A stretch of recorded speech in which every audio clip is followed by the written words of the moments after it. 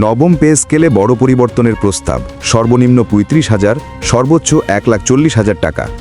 বেতন কাঠামোয় আসছে বড় রদবদল, এমন প্রত্যাশা তৈরি হয়েছে সরকারি কর্মচারীদের মধ্যে। আগামী নবম জাতীয় পে স্কেলে সর্বনিম্ন বেতন ৩৫,০০০ এবং সর্বোচ্চ ১,৪০,০০০ টাকা করার প্রস্তাব দিয়েছে বাংলাদেশ আন্তঃবিশ্ববিদ্যালয় কর্মচারী ফেডারেশন। শুক্রবার ২৪ অক্টোবর জাতীয় প্রেস ক্লাবে আয়োজিত সংবাদ সম্মেলনে সংগঠনটির নেতারা এ প্রস্তাব তুলে ধরেন। ফেডারেশনের চেয়ারম্যান মোহাম্মদ সলিম মিয়া লিখিত বক্তব্যে বলেন, ২০১৫ সালের অষ্টম পে স্কেল কার্যকরের পর ইতিমধ্যে ১১ বছর কেটে গেছে। এখন প্রয়োজন এমন একটি বৈষম্যহীন নবম পে স্কেল যা বাজার মূল্য এবং পরিবারের জীবনযাত্রার ব্যয় বিবেচনায় তৈরি হবে। তিনি আরও জানান, আমরা বছরে 10% বেতন বৃদ্ধি, শিক্ষা, চিকিৎসা ও যাতায়াত ভাতা বাড়ানো, টাইম স্কেল ও সিলেকশন গ্রেড পুনর্বহাল এবং রেশন পদ্ধতি চালুর দাবি জানাচ্ছি। সংগঠনটির পক্ষ থেকে বেতন কমিশনের কাছে মোট ২১ দফা প্রস্তাব জমা দেওয়া হয়েছে।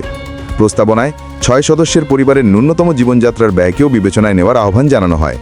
এছাড়া একই দিনে বাংলাদেশ ডিপ্লোমা ফার্মাসিস্ট অ্যাসোসিয়েশন বিডিপিএও জাতীয় বেতন কমিশন ২০২৫-এর কাছে আলাদা প্রস্তাব জমা দেয়।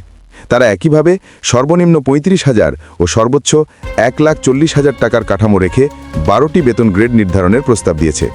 বিডিপিএর মতে বর্তমানে ২০টি গ্রেডের পরিবর্তে ১২টি গ্রেড চালু হলে দক্ষতা ও পদমর্যাদা অনুযায়ী আরও ন্যায্য ও বাস্তবসম্মত বেতন কাঠামো তৈরি হবে।